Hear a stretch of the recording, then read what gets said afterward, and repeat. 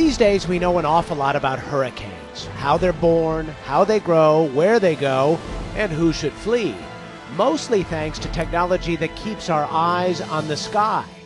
But Jeff Donnelly is a hurricane hunter who happens to be a geologist, and so he is looking the other way. We're able to determine the hurricane activity by basically taking long core samples and looking at deposits that were washed in during hurricane events. With help from the National Science Foundation, Donnelly is augering into this Cape Cod marsh to see what happened here in the BM era. That's before meteorologists, way before. Cores like this are nature's archives. You just have to know how to read them, which Donnelly does in his lab at the Woods Hole Oceanographic Institute. So this grass is what we were standing on when we took the core, and as we move down, we're basically moving back through time. You get this light layer at around 40 centimeters, and if you feel it, you can actually feel all the coarse grains of sand that were transported from the beach into the marsh during the storm event. And it probably dates somewhere to the early 1800s or late 1700s.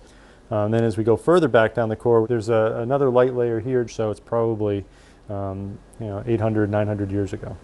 If you feel it, it's also got some sand in it as well, providing evidence of a storm that we knew nothing about before we started doing this work.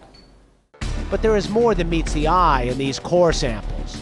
Donnelly uses a sophisticated scanner to determine the precise dates of ancient storms and thus see long-range patterns. Donnelly is also exploring the link between climate change and hurricanes.